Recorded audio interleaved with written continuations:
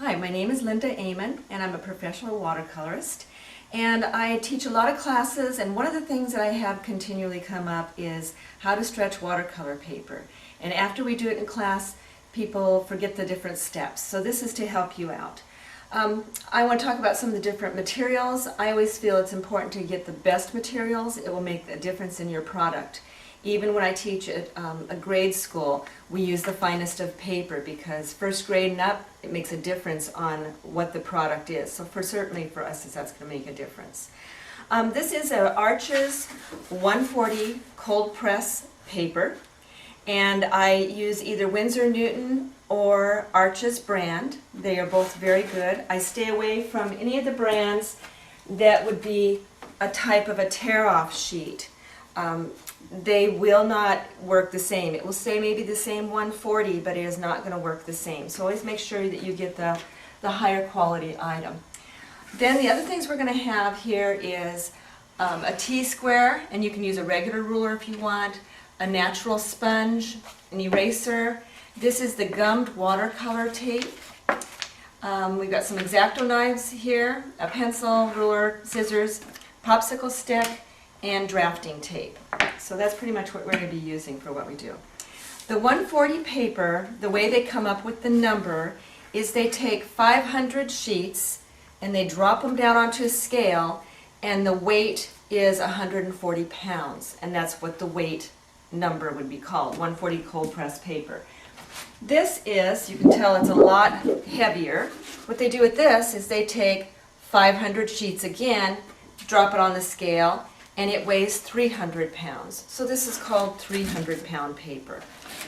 Most of the time people will not stretch the 300 because it will actually hold up without buckling and anything on its own.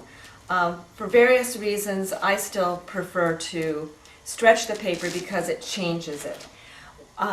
Something I say in class is one thing changes everything.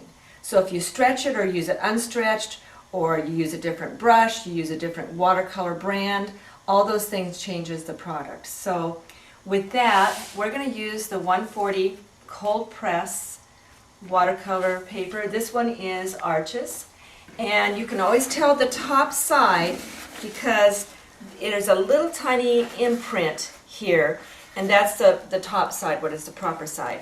On this particular paper, I use either side, and it works well. Tiny bit of difference, but a lot of times I don't want this symbol to actually show up in my painting. It's proper that you can do that, it's just I prefer not to put the advertising of the brand in the corner of one of my paintings. The way that you cut paper is really fun.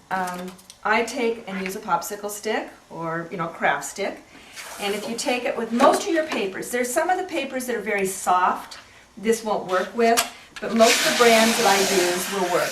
And when you do this, you want to be sure that you don't dig the edge in here, because that would scratch your paper, and then later when you go paint across, you're going to see that scratch. So just along this edge, you're hitting on that with your thumb, and then you want to flip it and do it the other side again.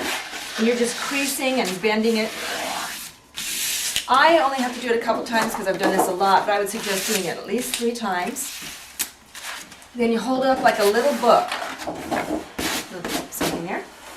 Hold it like a pinched book and touch with your finger, and it will tear right up. And it's extremely easy to tear lots of sheets very quickly. If you want to keep track of what side is up before you tear it, you would just put a tiny little X in the corner of each of your sheets, so that no matter how many times you tear it down, you know which direction was up. So I'll do that again for you because I want a quarter sheet today. Pinch the top like a little book, put your finger on it, press it, and just press it all the way down on the table. Tear off the end. Okay?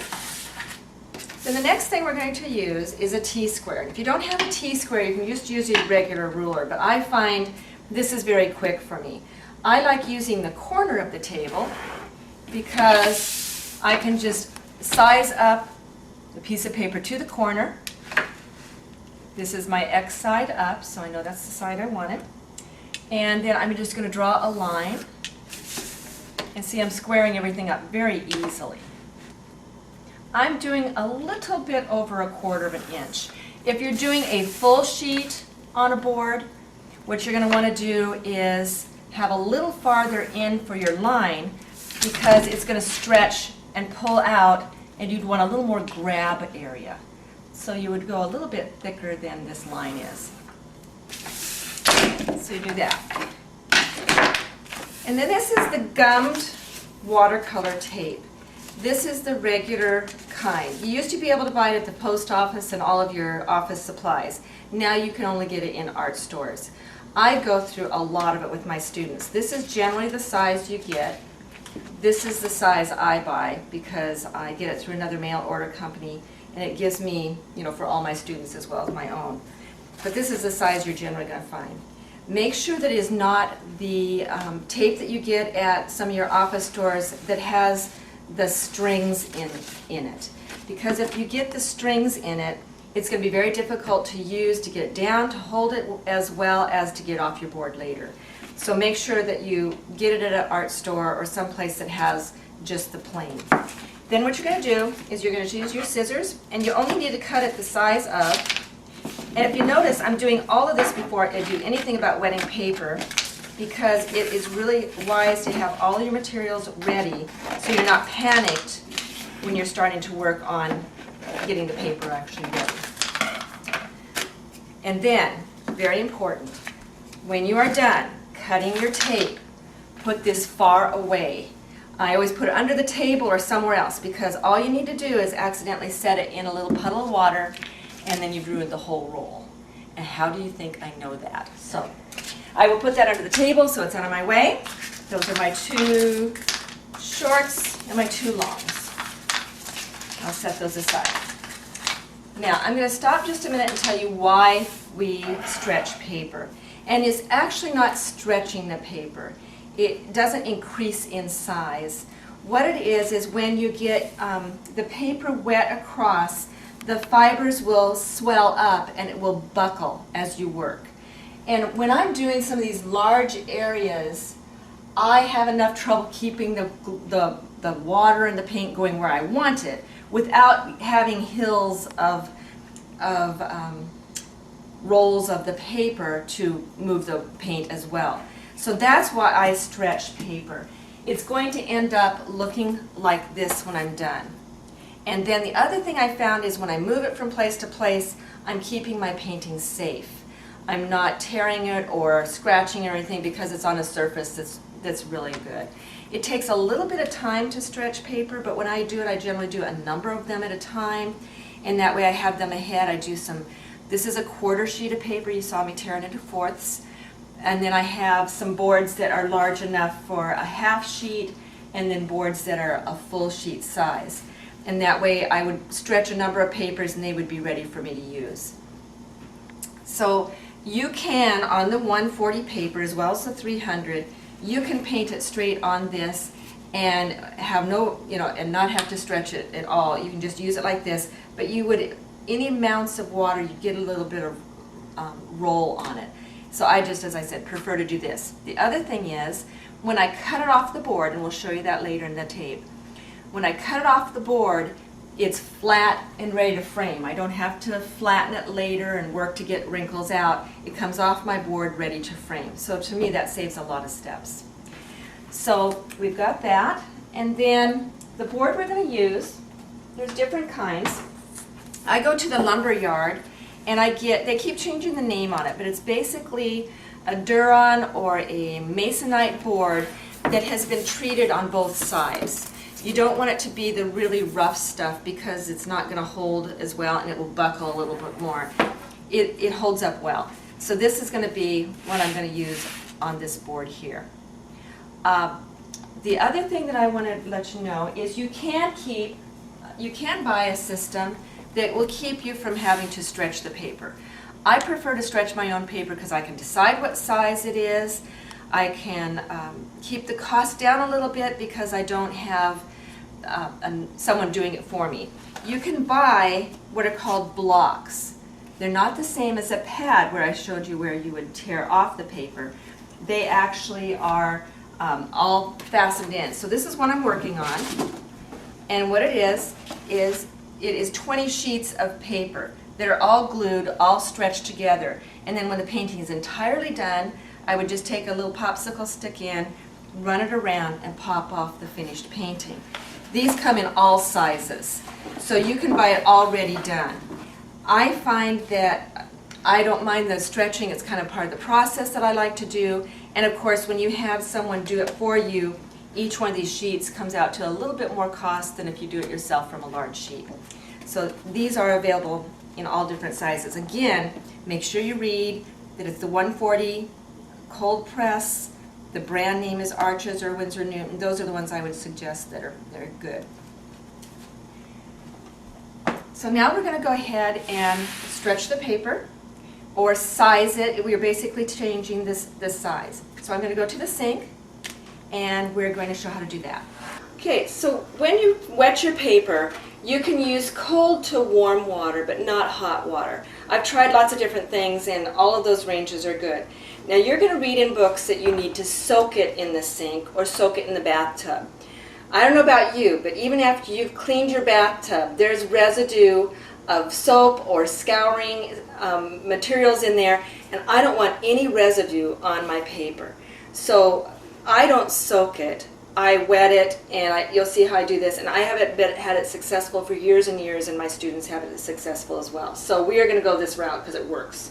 So you're just going to run your water, and what you want to do is make sure that everything gets totally wet. So you're going to have to tilt the paper front and back, and a lot of times you'll get these little particles from the board, and that's where all those little things are. So make sure that you're looking that everything is wet. If everything's not wet, you are going to be sorry because it's not going to be as successful for you.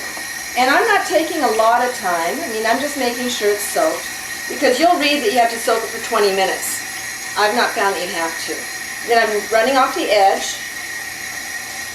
And while I'm running off the edge, I'm getting my sponge ready. And unfortunately, it will take a little practice to know how much water in your sponge. You don't want it soaking wet, you don't want it dry. So it's kind of in the betweenst. So I'm going to get this a little bit more out.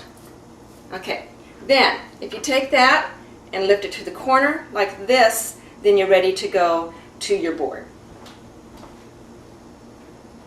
Now when you put it on your board, it's going to start buckling right away, and just ignore it. Pretend it's not doing that. The other thing that will happen is right now you will go, oh, I forgot to draw the lines on the paper. If that happens to you, don't bother with it.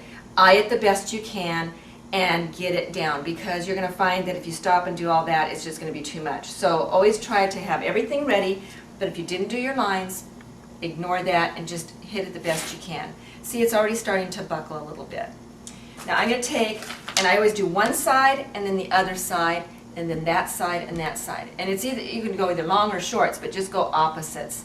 So then what you're going to do is you're going to take your sponge and you're going to come across your tape once. If you go over it a number of times, you've taken all the glue off. And the other thing you don't ever want to do is come across your paper. What we had is we had people were stretching paper in class, and then they would get all this residue across, and it was glue because they'd come across. But we didn't know until later, and I started watching people and seeing how they were doing it. So just come across, grab one end of it, give yourself a good soaking all the way to the other end. Try to get it once, pick it up, lay it down on your line if you have it, and push really hard. Put some muscle into it. Then take your other long piece, again off side of the board. Try to hit it once, all the way across. And you can tell it's wet, but it's not juicy, juicy wet, and it's not dry. It's that between we talked about. And push really, really hard again. Put some muscle into it. Look at this. It's going to drive you nuts. Ignore it. When I do a large sheet of paper, a full sheet, every single time I do a large sheet, I go, it is not possible on earth that it's going to go flat. And then hours later I'll go, it's a miracle, it worked. So just ignore and just keep going, because it will go taut, like our little sample over here. Okay, Now, there's a couple little steps right here I have found that have made all the difference. First of all, putting the muscle into it. And if you notice, I got the tape down pretty well. If you didn't hit the tape well, then you're going to have all these little bubbles and things under there. So it'll take practice, but just you really take your time, get it really down smooth. Then the next thing is using your popsicle stick. If you will take and run along like this, if you don't have a popsicle stick, you can use a kitchen knife as long as you're not denting into anything and being too rough. Then here's the other thing I found that really made a difference. Where the paper meets the edge, just take and draw along that edge. And it makes all the difference for how well it will stick, because you want it to stick well. And then I sometimes encourage it down a little bit on the edges. And then look at the buckling that's starting to take place. That is what I'd rather have not have happen when I'm painting. Now, after it's stretched, once in a while, especially on a large sheet, if you have really large amounts of water, even when it's stretched, it will do this a little bit after it's dry, but most of the time, the entire time you're painting, it will stay flat. This will take a number of hours to dry. You do not want to paint on it at this point. You want it to be taut like this, totally dry, and then you'll paint on it. So that's what you want to do with that. So that you'll set this aside, leave it flat. If you leave it up, all the water will run down into this edge and it will loosen this section right here. Now I can tell you what happens, some of the problems you may come across if it didn't work for you. Number one, too much water on your tape or not enough. Or you tried to hurry the process. If you set this out in the sun or if you hair dryer it, you will pop it off the board. So you can't hurry the process. That's why you do a number of boards, have quite a few ahead, and then that way you've got them for later. When you tear it off, I'm going to show you how you take it off the board later. This is how the board will look. This is a larger board. This is a painting in process. And what I do is I like to have these beautiful edges when I'm finished. So when I cut it off, if I have a client that wants the painting and they want to frame it themselves, it'll have this nice little edge. So on this particular painting, I haven't gone all the way to the edge. I'm just using this amount of paper. And over here I can do some practice little swatches of color if I want.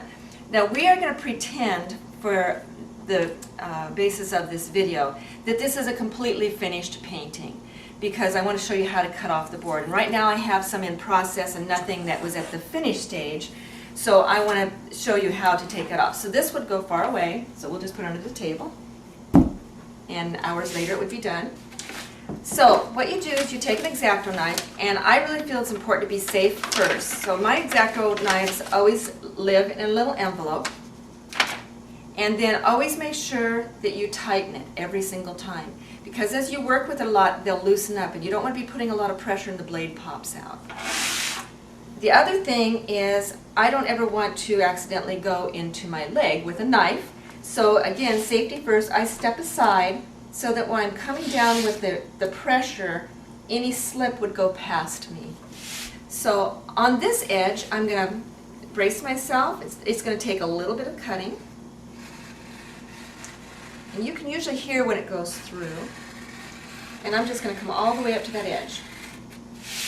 Now, if it were all the way, the painting was all the way, I'd be in a different section. But on this one, I'm going to do this. Okay, and then I'm going to pull this. And again, we'll pretend this is a masterpiece, all finished, ready to go. Okay, now this is where I'm going to change. See, this I want to keep that edge. Here I'm going to take off the tape so I can see where to better cut. I needed to keep my width there. And this is only after the painting is entirely done. And I'm going between the tape and the watercolor paper, again, positioning myself for safety. It takes a little bit of muscle to get the cut. If you do it and it won't come up, come down the line again. And then I'm going to take it again, position.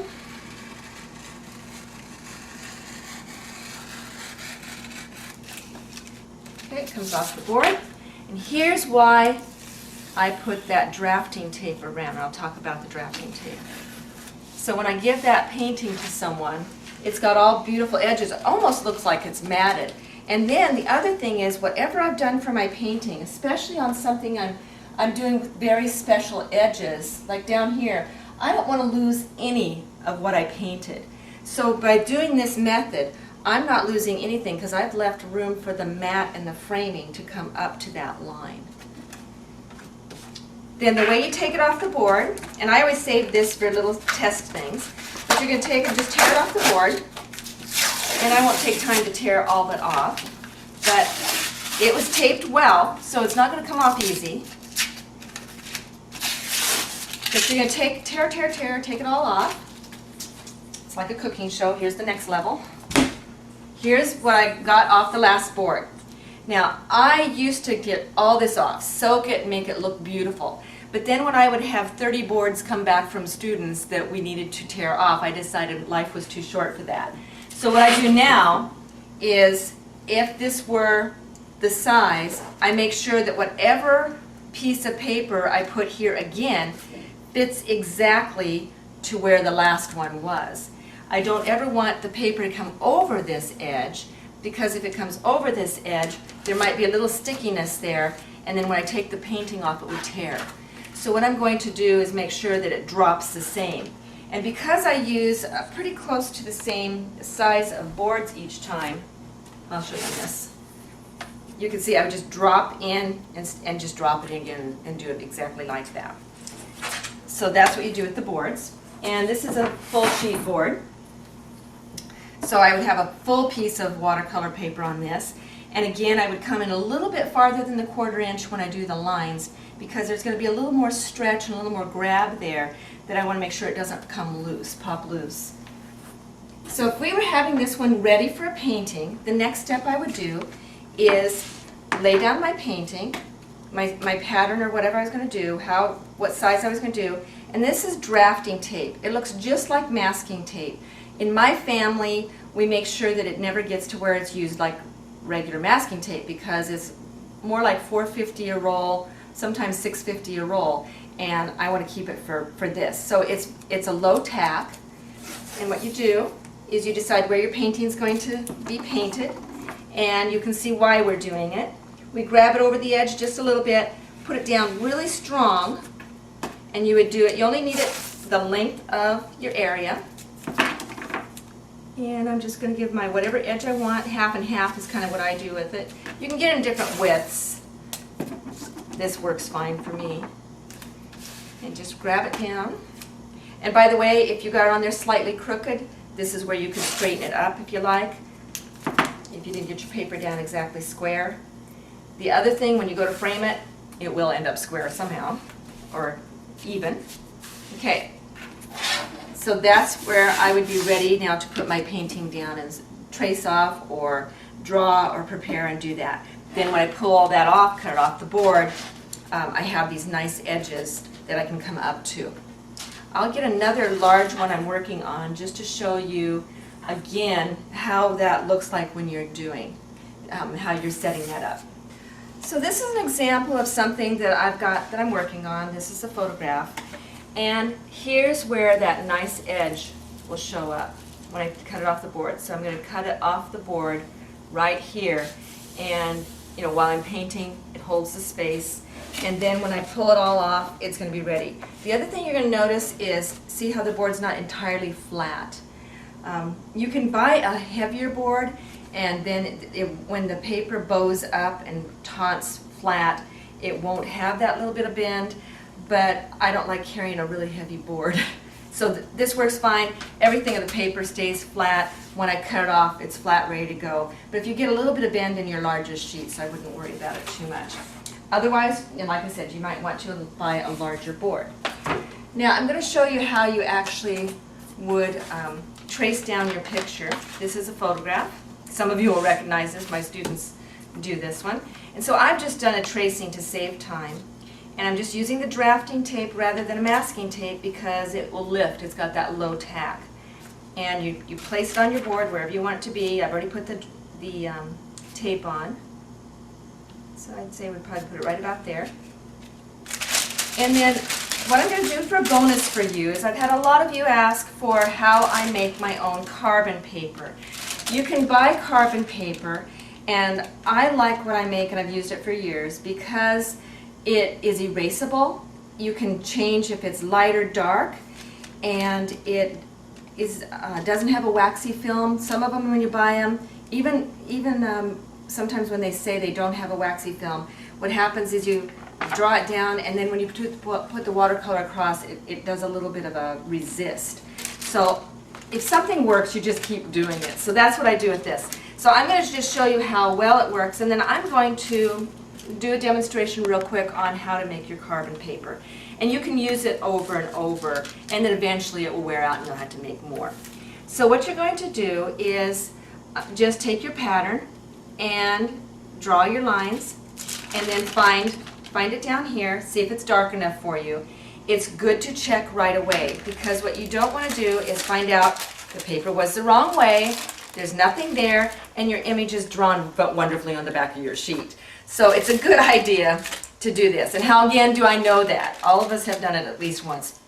So you would draw the whole thing, and if you want to use this pattern over because you decide to draw it again and paint it again and do something with it another time, rather than using a regular pencil, use a colored pencil the second time, maybe red, and then the third time you use a green.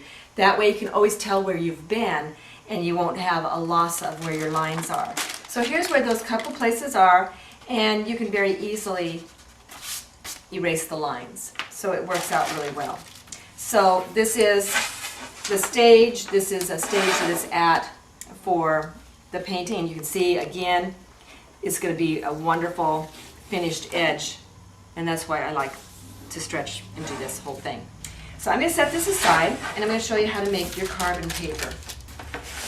I'm going to do something that you would never do, and that is I'm doing it in the house. I generally do it outside because it stinks. Today I will blow fans and get all the smell out, but today for our purposes it's going to be easier to work on here.